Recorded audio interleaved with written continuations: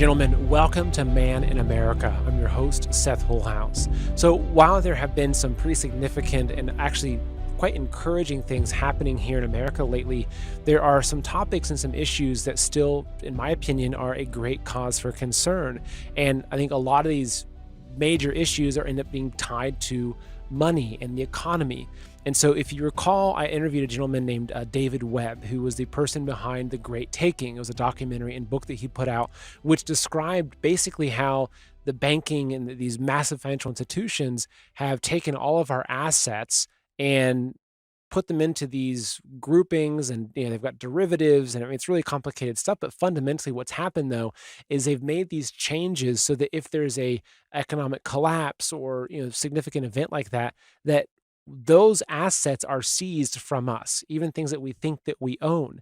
And then if you take that and you combine that with the threat of a central bank digital currency, digital ID, there's a lot to be concerned about. And so while there's some great things happening, I'm trying to keep an eagle eye on what's happening as it relates to our assets, central bank digital currency, digital privacy, et cetera. Because if you look at Elon Musk and Peter Thiel and some of these big billionaires, they are tied into a lot of the technology that could be used against us. Now, I want to have faith and hope that it won't be, but it doesn't mean I'm not going to be vigilant with looking at these things. So joining me today is James Patrick, a filmmaker and a just very, very bright person who's working very closely with David Webb. And James is going to be explaining to us what he's seeing and what he's focusing on as it relates to central bank digital currency, the great taking of our assets and our own freedom. So folks, please enjoy the interview. Mr. James Patrick, it was great meeting you at the Reawaken tour, and we talked about having you come on my show, and here we are. So thank you so much for being here. It's great to have you on the show. Great. Thank you for having me. Yeah. So there's so much going on right now, and there's a lot that we could dive into. But the reason why I kind of came to you during that, the Reawaken, was that your presentation I found to be very, very just important.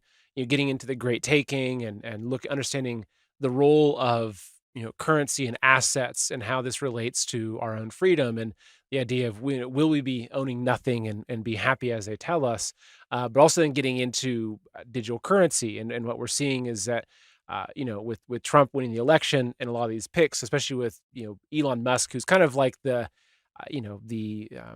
Tony Stark. He's the billionaire tech mogul, which there's a lot of things that seem very good about what he's doing, but I'm also very cautious that this guy's also putting chips in people's heads and wants to have an app that kind of reminds me too closely of what WeChat is in China, which is the everything app that where your social credit score is tied to it and everything like that. So I feel a lot of excitement and energy, but I'm not letting up on the fact that there's a lot of things that we don't see, that we don't really aren't aware of, that we have to be really aware of. So I guess diving into, you've got a documentary coming out soon about CBDC, and I want to play the trailer for that, but I'll first let you kind of respond to my initial comments, then we'll dive into the trailer and kind of have our discussion.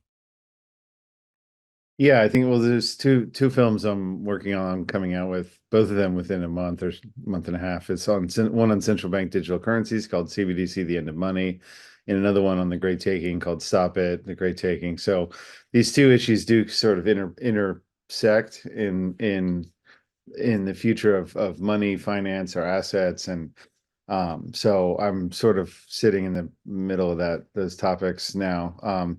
So we can talk about it. The CBDCs and digital IDs are sort of parallel projects that have to come into coagulation, or what do you want to call it? Into solidify to get each other to work. We need to be ID'd and tagged and linked to a wallet to get those systems to work. And then I don't think anyone's going to really want those things to happen unless so then there's the seizing of all assets, the undermining of our property rights to all securities worldwide since 40 years now, is sort of just been coming out with David's book on the Great Taking, and now there's legislative efforts to stop it.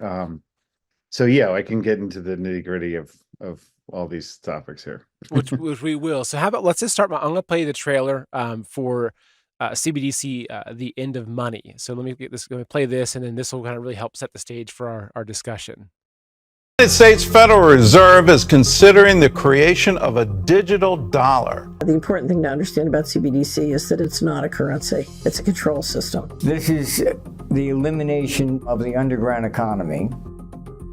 If we lose cash, our money is getting locked into the banking system. The decision will definitely be made to launch the CBDC and to make it a reality. CBDCs is the next step closer to a social credit score.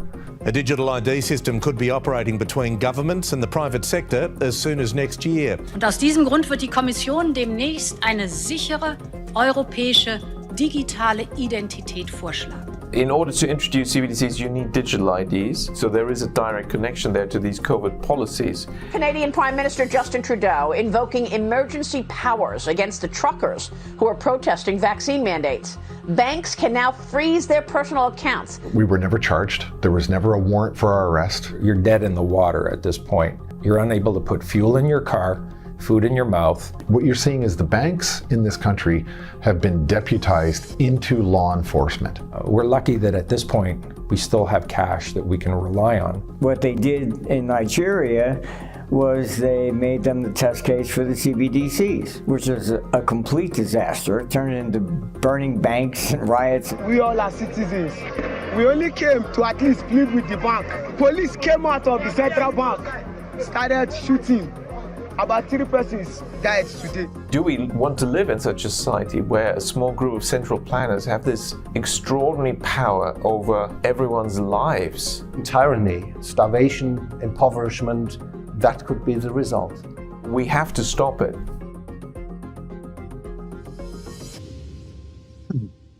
Sort of took the music out of there, but yeah. So this is really important, and CBDCs it's a topic I've been focusing on for a couple of years now that I personally look at as being the greatest threat to our freedom. I mean, it's the combination of CBDC and digital ID. I've studied a lot of information about communist China, and in looking at how they rule their citizens over there, it's really through social credit score and also their banking system being controlled by that. So, if you make a post criticizing Xi Jinping and you want to go get a loan for a house or get a mortgage, you will actually be denied potentially because of that post you made. So it's all tied together. So where do you see the us being at in the potential rollout of a CBDC and a digital ID? Like, what are the things that you're watching and that you're really focused on that are kind of raising alarm for you? Yeah, I think there's two different but connected issues: the digital IDs and the CBDC. So let me just address the digital IDs first. Is that this sort of biometric identifying everyone, linking your eye, your finger, your face, the video recognition of your biometric, the way your face is shaped, has come a long way. I remember I had a friend in college 15 years ago or 20 years ago now. He was working on facial recognition. It was like pretty clunky, and now it's like really, they can see you from a camera 100 feet away and then pretty much verify that's you walking there. I had a friend tell me who works for the government. He said, when you get into Dulles Airport in DC, you're on the camera like over 20 times before you get to the passport control, and they already know it's you, and you're off the plane and pre-approve you or flag you for questioning. So it's like, I don't think we can escape this ubiquitous panopticon of biometric IDs. We already have a biometric ID file, even if you didn't give your fingerprint. So that's quite disturbing right there, that's already in place. They've already linked all of our IDs with our biometric, the shape of our face and all this stuff. And so I don't think there is a way to opt out of that. So that's a little depressing. So I put that aside. The second, I would if we had a patriotic, privacy-centered leader, I would try to dismantle some of those systems to roll back that, because that is but it's being done in this decentralized fashion. So it's like the Gates Foundation and Rockefeller Foundation have funded these sort of decentralized database ID recording criteria. So it's like it's not housed at the government. It's housed in a public-private, cloud-based way to subvert our civil rights. So it's not the government housing these systems. Because then we could say, hey, government, why are you doing that? It's violating our rights. So instead, what they did, the Gates Foundation wrote all the protocols and criteria by which public and private organizations, companies, agencies report to. They have the same standards and protocols to report the digital ID systems to these cloud-based, non-governmental, non-private sort of in-between things, so they can screw us and take our rights away. So it's just very, that's really disturbing to me. And like, I don't know what to tell people how to undo that, because it's just sort of coming from all angles through. Now it really irritates the crap out of me when you log into a site now and they're like, well, verify your face and all this stuff. And it's like, I don't want to do that. Well, like I bought a software to put this just to link the audio and the video 3-4 years ago. Now I went to go buy it again. They want to verify my face identity just to buy a software online. I mean, it's just insane, so that stuff's just coming from all angles. And I don't really know what to tell people with that. Under the CBDCs, other than just have awareness of it and try to avoid it or not give business to people who are complaining about it. But I just see that coming, and like, I don't know a way around stopping that. But on the central bank digital currency issue, it's sort of a central bank issued crypto money to replace the dollar, yen, euro, shekel, whatever, and to make a sort of government public. I mean, the central banks are sort of public private. The central bankers sort of figured out a way to embed themselves in a sort of also quasi public private sort of position where they issue our money and kind of get the benefits of being government and the benefits of being private to screw us or scam us with money system in different sort of ways. But there's so in the US, UK, and some other Western countries, there are constitutional bars to introducing a CBDC, and I don't think we'll have a direct CBDC issue in US or UK, but in all the BRICS countries, they're moving forward with it, a direct issue government CBDC.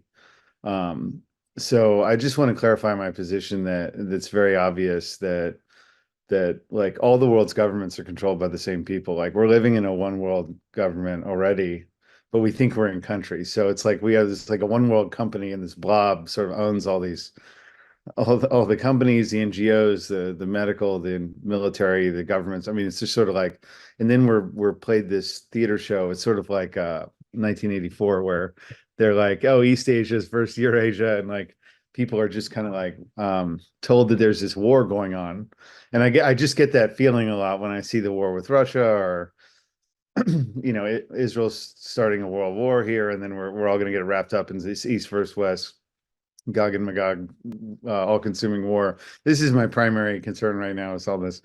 So stop me if at any point if you want. But the CBDCs are really coming in quickly. But I think there are constitutional bars, so that's good. It will take more time, or it could be stopped in the West. But we have the threat of private issue stable coins, sort of bank dollar derivatives, that if the regulatory if the government starts to scrutinize our free speech, like with anti-Semitism laws or other sort of things that they're talking about, and then and there's or eco, it could go in an eco direction, that you're not green enough, you're not eco-friendly enough, and we're going to restrict your right to buy or sell or shop outside your 15-minute zone. Or there's sort of a number of ways, or the bank AML, KYC, the anti-money laundering, know your customer regulations. This sort of, we see the ratcheting up of these restrictions on freedom of transacting. So, you want to send $2,000 now, you have to get approved. I just set up a PayPal account for some charity. They froze, it's like $600. I can't get out of there because I have to show 15 documents to prove where $500 came from. I mean, it's just like, so we could just see the ratcheting up of the normal regulatory infrastructure, and then to the point that it achieves something like a CBDC system that we're fearing. Folks, we all see it. Everything's getting more expensive. We're paying 2, 3, 4 times what things cost just a few years ago. And we know they're lying. 3% inflation really Think about it. Why are they telling us to keep our hard-earned money in the banks and stock market while they're rushing to buy gold and silver? That's right. Governments and central banks around the world are dumping the dollar and scrambling to buy gold and silver right now. These are smart people. They see the signs just like you do. They know the crash is coming. The dollar has lost more than half its value in the last 5 years, and our national debt's increasing $1 trillion every 100 days. It can't go on like this. Even Bank of America's warning about a dollar collapse. And if they're right, it's only a matter of time before our savings, our IRAs, and our 401ks could be wiped out. Look, right now, it's still easy to buy gold and silver, but in the future, it may not be. Experts are saying that prices will keep surging, and UBS says that gold could even go up to $5,000 an ounce. Noble Gold's phones have been ringing off the hook because the folks who get it aren't wasting time. Now, I can't tell you what to do with your hard-earned money, but I can tell you that even if just some of your savings are in gold and silver, you can rest assured that money is safe. So call Noble Gold and protect your wealth today. It's better to be 6 months early than 1 day late. So call Noble Gold today at 626-654-1906 or visit goldwithseth.com and set up your free wealth consultation. The phone number and the websites are also in the show's description. If that makes sense. No, it does. It does. And I've worried about a lot of these similar things, and even I use a handful of different banks, right? I have a regional bank, I've got a bigger bank that's better for international or or bank wires, et cetera. And I know that it used to be that you go into the bank and you pull some money out, no big deal. But we bought a house recently, and I've got a lot of contractors, and I typically pay them cash, right? So it's $2,000 here, $1,000 there, whatever it is. And so if I go to a bank, and I say, hey, can I pull out $3,000 cash? You get grilled. They're like, so what is your profession? And they ask these questions. And I usually joke with them. I say, I'm a drug dealer. I say it real straight, and I kind of joke a little bit, or it's like, oh, I'm a mercenary, right? And they kind of, then I laugh it off, and I say, oh, no, I was paying contractors. I have fun with it. But the thing is that it's like, well, this is my money, right? It's almost like if I lend you my Milwaukee drill, and I come back to you and say, hey, can I get my drill back? And you're like, well, why do you need it? It's like, well, it doesn't matter why I need it. It's my drill. I lent it to you to use. And this is, it's concerning. It's really concerning to me, because you can see it encroaching everywhere. And even with, like the iPhone, like I've got the new iPhone because I do a lot of video work, and there's a lot of reasons, but it's like everything now is built around the Face ID and the face scanning. And I think that for people to think, well, it's kept private and secure, it's it's almost like, I might kind of offend a lot of the viewers here, but even Bitcoin, I don't trust Bitcoin. Like I think that Bitcoin is something that we think is so safe and secure, but it's like, if you look at a lot of the military technology, even some basic research will show you that, they're 20, 30, 50 years further in advancing their military technology than what the public perceives. And it's like, so we really think that there's not some like NSA supercomputer that's monitoring the blockchain that actually sees through everything. And it's like, well, maybe so. That's why I'm an old school guy. It's like, if I have extra money, I'm buying some silver coins, I'm buying some brass, right, to defend the silver coins, and I'm buying some seeds and some food. And that's just how I do things. But get some brass and lead to defend the silver. That's basically it. Exactly. Yeah. So, and how you see this all coming together. I know that, you've done some deep dives into David Webb's work, and I've interviewed David Webb, about the Great Taking, and I think these are things that are much larger than I think just the left-right dynamic or the Kabuki theater in DC. I mean, these are I feel like in a lot of ways that there's like these kind of what Martin Armstrong, who I see in your documentary, who's one of my favorite guests to interview, because he's not looking at like, oh, how is this 4 years different than the last 4 years? He's looking at like the historical cycles of the rise and fall of fiat currencies, the rise and fall of civilizations and of empires. And I feel like that a lot of what we're being set up for is some sort of a very significant crash. Like that's my sense, is that all the signs point to the end of the dollar, the collapse of the fiat currency, the overprinting, the debt. I don't know if it'll be the end of the dollar. I think that's sort of played to the right a lot, and I see there's like mainstream propaganda to feed the feed the chickens, and then you have then there's sort of like all this this like alternative media or more conservative right propaganda that there's like different propaganda that is put out to address different demographics and kind of prep them for where they want to take us. So let me just read one fun, interesting quote from Please Carroll do. Quigley in his book, Tragedy and Hope, A History of the World of Our Time.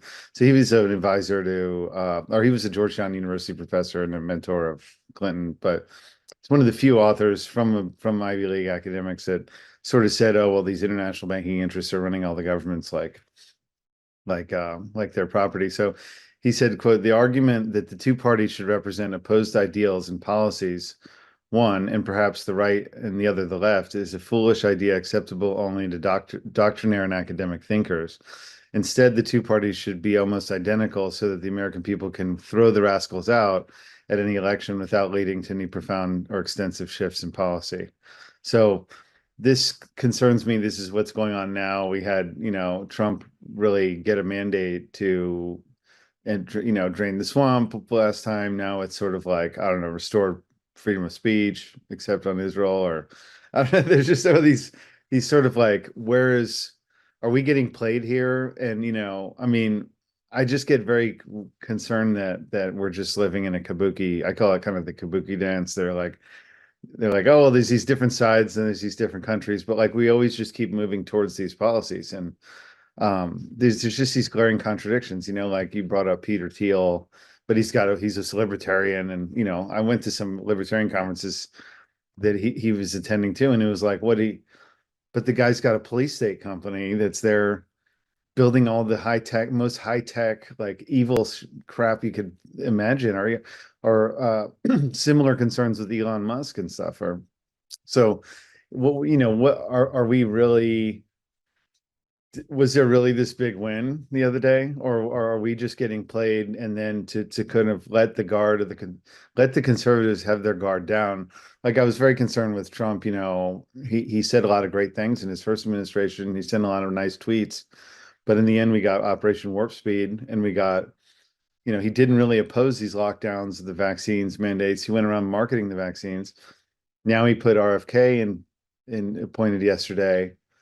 Is that legitimate? Both these guys are on Epstein's jets. Like, are we getting played here? I mean, is this a legitimate thing, or are we just getting placated to let our guard down and let us accept, like, anyway, we can stick on the CBDCs. No, but I think it's important though, and this is something that I forget the exact quote of just one of the founding fathers talking about, eternal vigilance, right? They're talking about eternal vigilance, and that's the thing, is that we can't let our guard down.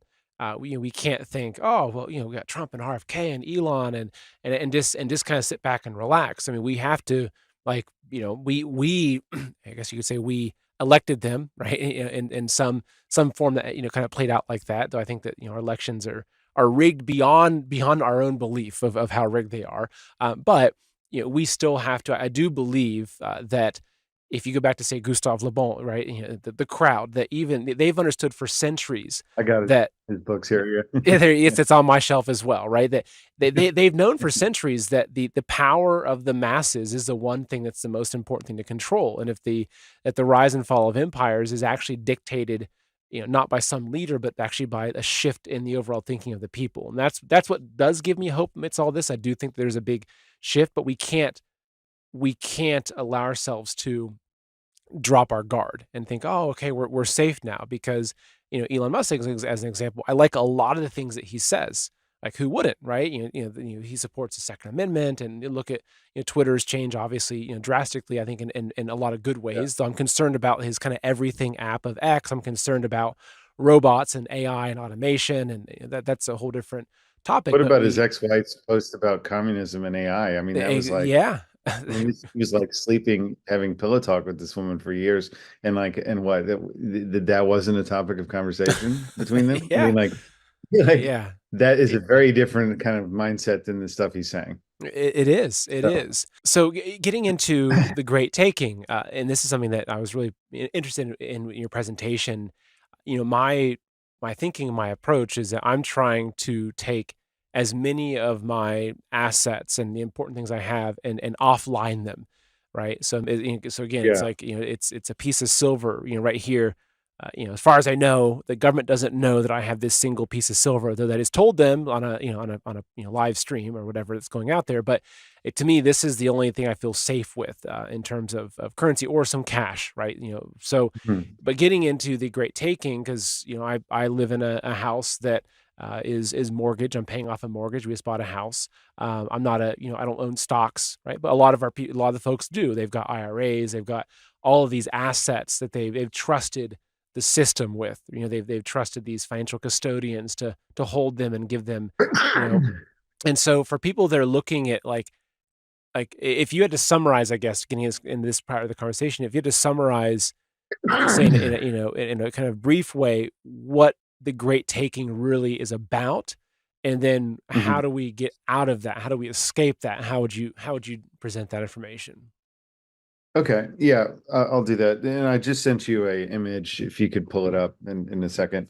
But there's basically that since this 1970s, in the 60s, 1968, they claimed, oh, well, the paperwork of all the stocks and bonds are so complicated to have. So let's put all securities in a pooled form in Deposit Trust Clearing Corporation. 1973, 5 years later, they put them in pooled form. And then that same year, JP Morgan made the Euroclear in Belgium. So since 1973, they created these central clearing houses to house all securities, and they immobilized them and put them in street name. So now when you buy a stock at a broker and the custodian, they just have a bookkeeping entry. They're kept in pooled form up at these central clearing houses. Then from there, the financial services industry started to play with the stocks and bonds out of the central clearing houses through different mechanisms. But basically by the 80s, bankers had told me, I'm doing a doctorate on this and writing some academic papers on it as well, that since the 80s, they started whole hog just using everyone's stocks and bonds as collateral. And then really 1990s, 1994 Article 8 revision of the Uniform Commercial Code, they legalized this practice and created the securities entitlement concept to say, well, you're not really the direct owner, you're not the legal owner of your own stocks or bonds, you're a contractual claimant on a stock or bond. And when they get encumbered into these derivatives contracts in this is collateral and these collateral chains, so that then the secured creditors of the derivatives contracts, in the event this whole derivatives balloon goes down, the bubble goes down, the secured creditors of all these derivatives contracts have priority ahead of the entitlement holders. The people who own their stocks and bonds, your stocks and bonds are getting encumbered 10, 15 to 20 times over in these collateral chains, and then when that goes bust, they can sweep your underlying collateral. So that's the you'll own nothing and be happy. So sorry, put the slide up 1 second. Oh, now yeah. I can explain it. Yeah. That basically there's $130 trillion in Deposit Trust Clearing Corporation and Euroclear. There's like 89 trillion or 85 trillion of stocks and bonds in Deposit Trust Clearing Corporation and 37 trillion euros worth of securities in Europe. There's $130 trillion of stocks and bonds in the markets. Now the financial service industry has created a $2 quadrillion derivatives complex using that underlying 130 trillion 15 to 20 times over. And so I made this upside down pyramid diagram to try to convey it, that all this 130 trillion is the collateral base, and then the ballooning up of these derivatives. Now, when the derivatives market has when the prices go down, there's a financial crisis, and the derivatives go down, there'll be all these calls for collateral, like, oh, well, the contract's not worth as much now. You got to pony up more collateral to keep this bet alive. And there'll be all these calls for collateral. Now, they will then absorb all of the underlying 130 trillion. And so really it's a scam to seize the underlying $130 trillion of securities. There's the way this was also done is by not having market operations. You don't, now when you have a derivatives trade, there used to be two sides to each contract. Like first thing was dematerializing the stocks and bonds and putting them in pooled form in the clearinghouses. That was step one. Step two was starting to encumber them. And then when the 2008 and then they legalized it. Then the 2008 crisis, the regulator said, well, oh, derivatives are just so risky. It's creating all this financial instability. Why don't we create this new layer of obscurity, which was the central clearing counterparties? So they created this new layer of entities above the clearinghouses called central clearing counterparties, and they force all derivatives contracts to go through the central clearing counterparties, not between two counterparties. So two people don't have derivatives contracts with one another now. You have to go through the central clearing counterparty, and they are the buyer for every seller and the seller for every buyer. So now you have even less, like you have less market. It's not a rational market of buyer and seller. It's cleared through these central clearing counterparties. And David, like when he was writing his book, was like, he started analyzing that more and go, what the hell are they doing here? And it just makes no economic sense, no market sense to be doing that. But it does make sense if you want to bust the bubble and have a controlled collapse and contain it, and then basically create this taking operation. So they've underfunded the central clearing counterparties. They've run 7 years of simulations of them collapsing. They've basically, the regulators in the financial services industry have basically set up a completely, I'm going to write an academic paper just critiquing central clearing counterparties. This makes no economic sense, and it creates tremendous financial instability. You're concentrating risk in these entities. And then if you bust them, you can have a clean bust and sweep the collateral. But it's like the two parties of the contract should have to pay for their own crap that they create, not make all these poor stockholders pick up the bill for these bets they make. I mean, these regulators are so stupid. They just keep making more systemic risk, more financial instability, huge liabilities that could take the entire system down. And that's what these pricks want. They want to just basically collapse the system, sweep our money, and then you'll own nothing to be happy. So people need to get their head around this. I know it's a little obtuse, but that's what I'm here to do, is try to bring this down in plain English. No, well, which I like taking these ideas and trying to translate them into kind of like a third grader's approach, right? And thinking like, okay, that's why I put a ticking time bomb. I put a time bomb as there you go. So basically, looking at this graph, it's that the global securities market is, and I'm going to oversimplify, right? But basically, everything that we own that goes through the banking system or the stock market or anything that at one point, if you owned a stock, you had a piece of paper that was a stock bond, and you owned it, and that was the representation of that stock.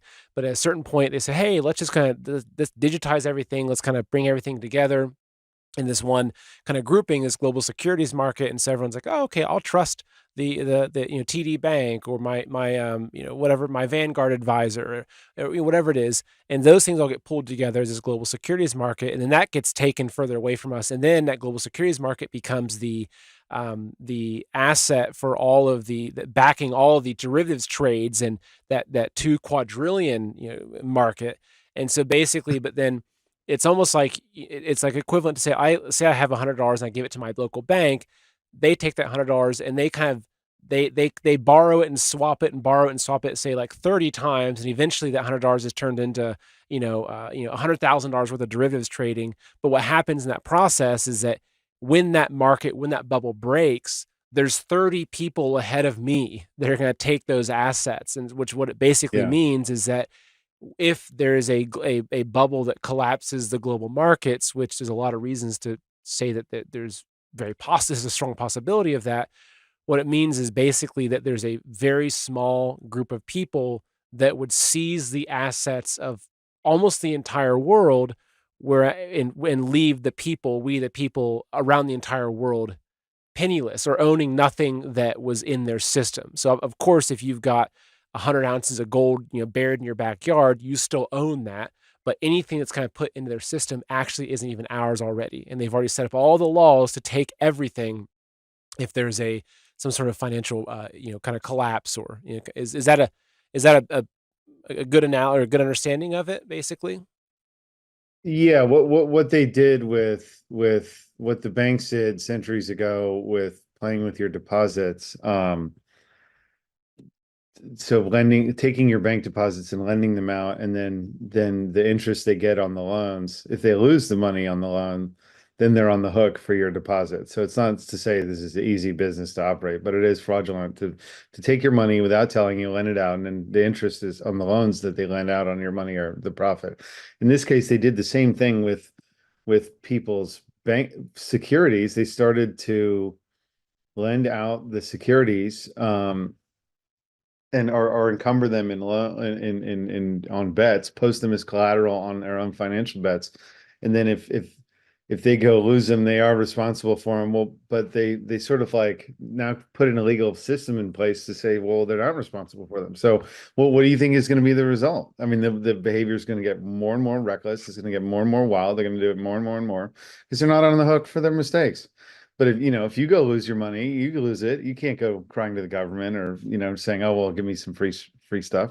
So it's like, this is not a mature adult. This is not a legal society. This is not a way to run things. I mean, this is just it's criminal. So yeah, basically the same thing that was done with bank accounts with fractional reserve banking has been done with all stocks and bonds. And since really the 70s, it started, 80s was really going on in a big way. 90s, it got legalized in the UCC code. And I'll revisit that one second. Then in the EU, it was really 2005. It was really the central depository securities regulations, CSDRs, that they sort of, there's a letter between the Federal Reserve lawyers and the EU regulators, where the EU regulators are asking the Fed lawyers, how do we implement this Article 8 revision in Europe? And they answer in plain English: destroy property rights, create a securities entitlement holder system. I mean, it's been plain English. They write, the secured creditors of the contracts have priority over the entitlement holders. This is all in primary source documents, proven. Now, what's nice about this, though, is that in the US, it was done on the state level quietly by amending the UCC code.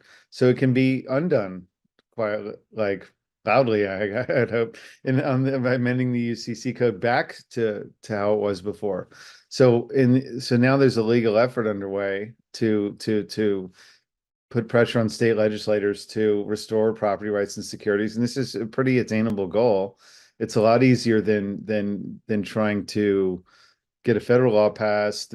I'm from Washington, D.C. I mean, the federal government is so corrupt. They just go with money. These people are mostly prostitutes. They just go with whoever will pay their bills or grease their palms or butter their bread more.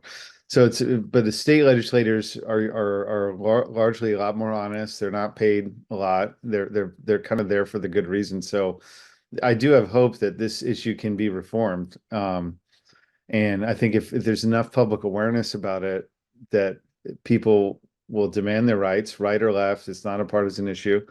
And in Tennessee, we got through a few committees and basically got put for summer study and killed there. But I mean, it was a great interview between Andy Guggenheim from the Guggenheim family flew in to oppose the bill. And he, I don't want to say he perjured himself on the stand because they'll probably sue me, but he said, no, you have property rights. You have property rights. I disagree, But then it was like, Antonio Parkinson, the head of the Black Caucus of Tennessee, this really Republican state.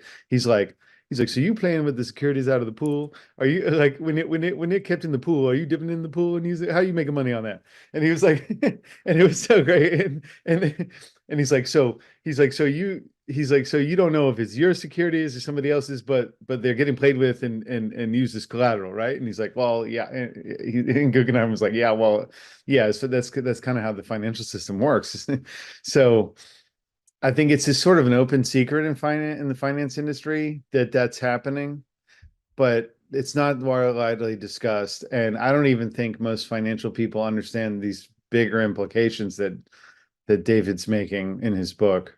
So he's a real valuable asset in all this, and one of the most honest, genuine people I've ever met, and we've developed a nice friendship. And so anyway, yeah, I don't take what you will with it, but no, it's really important. And what I'm thinking is that maybe maybe what we can do is set up a show where I've got you and David on, and we maybe we give Yeah, ourselves 2 hours, or whatever, however long it takes, just to really that would be good.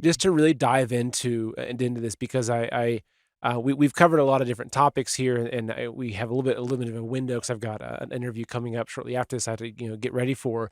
But this is such important information, and I think Yeah. that we can't, again, going back to earlier, we can't just think, oh, everything is all peachy now, right? Because there are plans way bigger than presidential elections that are at a massive scale, that are still being rolled out, and we have to be aware of this, because again, this is so important, because this is, like, most people that I know, including myself, like, we're working so hard to secure a future for our children and our grandchildren, and all Mhm. the assets that I have, and everything that you have and the listeners have, that they're hoping, like, okay, can I please help take care of myself in retirement, help my kids, and these ways, Yeah. all that's on the line, and this isn't being talked about. It's like, David Webb's, his book and his movie came out, The Great Taking, and there was a Mhm. little bit of a surge when it came out, which was great. There's a lot of discussion about it, but like most things, people get distracted by the next big issue, and a week later, everyone's forgotten about it, because they're focused on something Putin said at a press conference, or whatever. So it's very important. Right. So James, Well, how? Go ahead. yeah, so I was looking for this one document. There was like a 2012 European EU document. It says it was talking about this use of the client assets as collateral, or as just like fractional reserve banking. It said, as a result of the demand for collateral, securities are increasingly regarded by market participants as a funding tool. These trends reinforce the market trends to treat securities like money, with significant implications for ownership.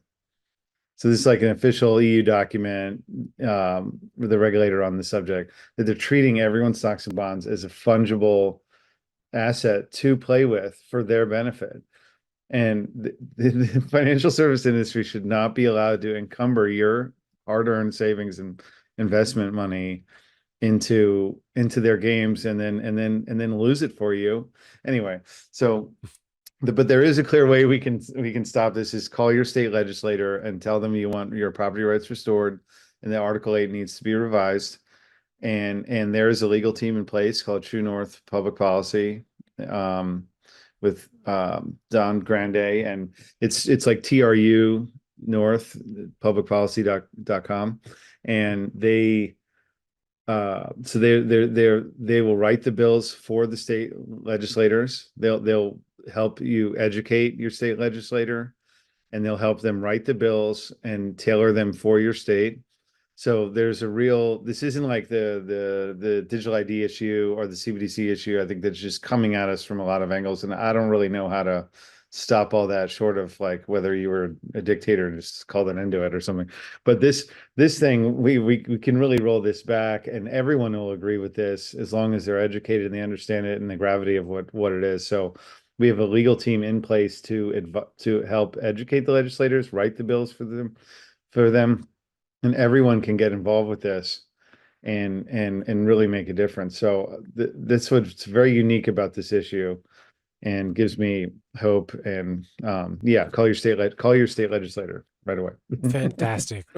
Well, I look forward to our next discussion, and we should arrange that. We should set something up with me, you, and David, where we just go deep into this, because it's really important. But I appreciate what you're doing. It's not always easy, I'm sure, because this isn't the popular narrative. Everyone's so focused on it. Everyone's winning right now. It's like, yeah, there's still some major risks, but we can't lose our vigilance. So thank you Play the again. trailer, or play the trailer, or please, people, donate to the film, because Okay, actually, so the trailer for the Stop It, The Great Taking trailer, right? This one? Yeah. Yes, what I'll do is I'll play this after we finish up, then I'll Okay. get this at the very end. So folks that are watching, once we sign off, really then I'll powerful, then yeah. play this trailer for everybody. So, well, thank you for this kind of like very dense discussion. I look forward to having more discussions with you, and let's just keep fighting. Well, thanks again. Great, thank you for what you're doing. It's great to see your show. Yeah. Thank you so much. Take care, and God bless. Okay. Have a good Bye-bye. day. Thank you. Grand Canyon University, a private Christian university in beautiful Phoenix, Arizona, believes that we're endowed by our Creator with certain unalienable rights to life, liberty, and the pursuit of happiness. GCU believes in equal opportunity and that the American dream starts with purpose. GCU equips you to serve others in ways that promote humans flourishing and to create a ripple effect of transformation for generations to come. By honoring your career calling, you impact your family, your friends, and your community. Change the world for good by putting others before yourself to glorify God. Whether your pursuit involves a bachelor's, master's, or doctoral degree, GCU's online, on-campus, and hybrid learning environments are designed to help you achieve your unique academic, personal, and professional goals. With 350 academic programs as of June 2024, GCU meets you where you are and provides you a path to help you fulfill your dreams. The pursuit to serve others is yours. Let it flourish. So find your purpose at Grand Canyon University. It's private, Christian, and affordable. So folks, visit gcu.edu. Again, that's gcu.edu. For 400 years, securities were personal property. If your account provider, your broker, or your custodian became insolvent, you could take immediate return of your securities. That is no longer the case. America is in trouble. The Federal Reserve can be summarized in 3 words. It's a scam. I never realized it was the most profoundly corrupt institution in the world, pretending to be honorable. Mr. Webb came out with his book and people began to read it, then constituents started calling me and saying, what are you going to do about it? And I didn't realize this, and I didn't realize that, and I can lose everything that I own. So I've written this book, The Great Taking, to put on the table a very sophisticated structure designed to take essentially all financial collateral globally. In 1994, the UCC, which is the Uniform Commercial Code, changed wording regarding securities. What it meant that the stocks that you and I purchase can be used as collateral to guarantee loans for that investment firm. 1994 Article 8 revision, they conjured a new type of property ownership or property right called a securities entitlement. That's a contract. So it isn't a security in the sense that you thought you used to own something on paper. You own securities, you own, the number that says on your brokerage statement, but securities, are more fungible in that respect. I just want to regurgitate what I think I'm hearing. So given the fact that these securities are in a pool, they are using the securities in the pool as collateral, but you don't know necessarily if they're using yours or somebody else's. That's my understanding. The financial system, the custodians, are empowered to borrow the securities out of the pool without any limit at all. Taking that the next step, which would mean potentially if your investment firm went bankrupt, your assets could be pledged to that. The secured creditors have absolute assurance that they will keep the client collateral in the event of insolvency. And this is the shocker, not your insolvency, but insolvency of the people that secretly used your securities as collateral. That's insane. That's ridiculous. We all own our own property. I pulled out the book and read the section of code he was talking about and said, I'll be damned. I read that the same way he does. So there is a legitimate concern. As individuals, these are our securities. We're not pledging them for any institution, but by God, it's ours. I'm glad that they're bringing this bill and hopefully we'll make sure that at least the citizens of Tennessee are the highest priority when it comes to their assets being protected, and if anything happens, God forbid it does, that they'll get their assets back. The derivatives complex, so it gone from 100 to 700 trillion in 5 years. It's now estimated to be maybe 2 quadrillion. I didn't even know quadrillion was actually a real word. I thought it was something I made up when I was 7. They don't need your money. They can create unlimited money. It is about subjugation of people. We're in a hybrid war that is open-ended. Kissinger said a long time ago, if you want to control people, you control food. If you want to control nations, you control oil. If you want to control the world, you control money. So if this, what you're using as a monetary value is not your property, you have none. You have nothing. You are a slave. The average person is doomed. They have to wake up. They have to learn a little bit about what the real world is about. They have to stop buying into the myth.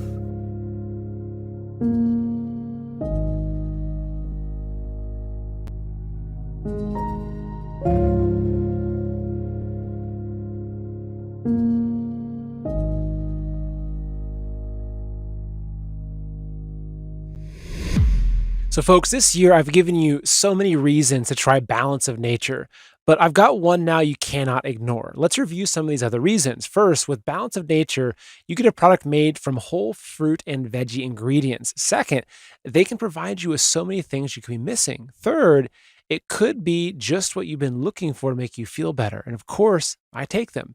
But I think that you'll agree this reason trumps them all.